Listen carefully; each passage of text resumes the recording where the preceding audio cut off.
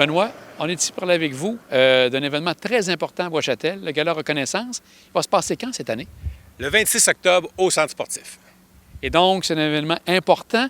Nous rappeler peut-être les catégories qu'on retrouve, parce qu'il y a quelques catégories que vous mentionnez durant cette soirée. Par contre, avant de parler des catégories, on pourrait parler quand même que cette année, c'est la 15e édition, puis on veut la rendre magique. On veut vraiment faire quelque chose. On a un peu revampé le principe. Puis effectivement, pour les catégories, par contre, ça reste les mêmes. On parle toujours de bénévole de l'année, on parle d'athlète de l'année, on parle de citoyen en santé, on parle de grands bâtisseurs, de bâtisseurs ou de bois-châtellois d'exception. Et là, vous dites que c'est une soirée magique. Le spectacle va ressembler à quoi? Écoutez, cette année, on a laissé tomber le souper. On est revenu avec quelque chose de beaucoup plus proche pour les gens. Il va y avoir un 5 à 7 pour la remise des trophées dans les différentes catégories, bien entendu. Puis, on va avoir un spectacle après. Et quand tantôt, je disais le mot magique, bien, cette année, on a décidé d'y aller en grand. On a un invité particulier qui s'en vient ici. C'est Alain Choquette qui s'en vient à Bois-Châtel pour donner un spectacle à la population et à nos bénévoles et aux personnes impliquées de la municipalité. Les gens qui souhaitent avoir des billets, est-ce qu'il est encore possible de se procurer des billets? Oui, il y aura toujours deux manières d'obtenir des billets. Il y a ceux qui sont invités par rapport à leur implication dans la municipalité, parce qu'on fait toujours le gala pour remercier nos gens. Parce que de nos jours, c'est de plus en plus difficile d'avoir des bénévoles. Donc, il faut les reconnaître, il faut les remercier, puis il faut les inviter. Donc, c'est pas tout le monde qui va être bénévole de l'année, mais bien entendu, les gens impliqués sont invités. Eux autres, il n'y a pas de problème. Ils peuvent venir au 5 à 7 pour la remise des prix et assister au spectacle après ça gratuitement.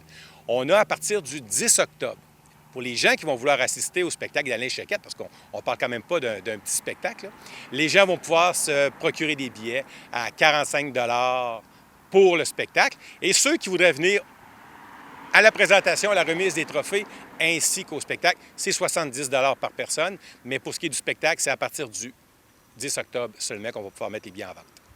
Au niveau des catégories, est-ce que ça peut arriver, ou c'est peut-être arrivé par le passé, que une personne soit dans une ou deux catégories qui soit nommée là? Est-ce que c'est arrivé par le passé? C'est pas arrivé, mais ça pourrait arriver effectivement, parce qu'on a un peu divisé les catégories depuis un certain temps, surtout celle de bâtisseurs. Maintenant, on a des grands bâtisseurs, on peut avoir un bâtisseur, comme on peut avoir un bois-châtellois d'exception, qu'on tend à aimer à appeler comme ça. Au niveau de la sélection, est-ce que ça, vous vous réunissez quelque temps avant pour pouvoir bien déterminer qui seront ces gens qui seront nommés? Oui, c'est sûr qu'encore là, on est en train de travailler là-dessus parce que le système a changé un peu. À un moment donné, c'était le tirage au sort pour ce qui était du bénévole. Et là, il y a un comité qui a été vraiment créé l'année passée, où ce que là, il y a des membres du conseil, il y a des membres de l'administration qui sont impliqués sur le dossier pour pouvoir choisir. Et on en profite toujours aussi pour inviter les récipiendaires de l'année précédente. Comme cette année, on a l'athlète de l'année dernière, qui est impliqué sur le comité de sélection. Donc, comme ça, on trouve que ça fait quand même un sang nouveau à chaque année. Puis on trouve ça intéressant de pouvoir permettre aux gens d'y participer. Donc, on invite les gens, bien sûr, à participer, entre autres les gens de Bois-Châtel. Aussi, bien, rapidement, peut-être le dire, il y a plein d'activités qui vont se dérouler en octobre ici. Je regardais ça, c'est assez particulier. Les gens qui souhaitent avoir l'information de la programmation, ils se rendent sur Facebook? Sur le site de la Ville, sur Facebook, ils peuvent appeler à la Ville aussi. On a beaucoup d'activités, on en a pour tous les goûts, là, que ce soit Je sais qu'il y a un spectacle d'humour. le spectacle d'humour en plus qui va être donné à la Maison Vézina. On a plein d'affaires là, qui sont là pour tout le monde. En terminant, j'aimerais savoir, on arrive malheureusement près de l'hiver pour certains, c'est toujours un peu... les gens anticipent le tout. Et ici, bien sûr, et comme partout ailleurs, le stationnement, qui, pour la plupart des endroits, c'est le 15 novembre qu'on ne doit pas stationner la nuit dans les rues. Ça se passe comment ici à Bois-Châtel? Bien, l'année passée, ça avait été compliqué. On avait des gens qui n'étaient pas satisfaits de la décision.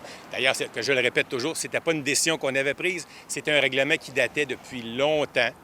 Par contre, on l'a mis en effectif plus assidûment parce qu'on avait quand même des problématiques pour le nettoyage des rues durant la période hivernale. Là, on a travaillé là-dessus, on a regardé quelles possibilités qu'on avait de corriger ou d'aider ou de bonifier le service à la population. Et dans tout ce qu'on a pu retenir, il y a une chose qui est retenue pour cette année. Pour le futur, il peut y avoir d'autres choses. Présentement, durant le week-end, dans la nuit du vendredi au samedi et la nuit du samedi au dimanche, au lieu d'être jusqu'à 23 heures, les gens vont pouvoir stationner dans la rue jusqu'à 2 heures du matin. C'est la décision qu'on a prise qui était la mieux à court terme pour pouvoir bonifier. Souvent, les gens disaient que leur visite était supposée, il fallait qu'ils partent trop tôt. Bien, aller jusqu'à 2 heures du matin, on pense que c'est quand même une bonne bonification. Puis, pour ceux qui sont au courant ou ceux qui ont été, qui sont plus branchés sur la ville, on a eu beaucoup de commentaires positifs. Donc, c'est comme vous dites, la question, je vais vous la poser. Les commentaires, la plupart des gens apprécient ce délai-là qui sera offert? Oui, puis écoutez, que ce soit la municipalité, que ce soit le conseil municipal, que ce soit le comité de sécurité routière, tout le monde s'est penché là-dessus. Puis, à moins d'effectuer un projet à grand coût, on ne peut pas. On ne peut pas trouver d'autres solutions à court terme. On va y aller, puis peut-être qu'au fur et à mesure, il y aura d'autres idées qui vont arriver. Puis, peut-être que cette solution-là va tout simplement régler le problème pour de bon. Bien, Benoît, un grand merci à vous, puis on va vous souhaiter entre autres, un bon gala. Merci. Mais aussi, on voit que Bois-Châtel est toujours bien active, même en octobre. Ah, c'est sûr qu'on essaie toujours de rendre la ville la plus active possible. C'est une ville qui bouge. On veut que ça continue à bouger. Merci, Jean. Un grand merci. Merci.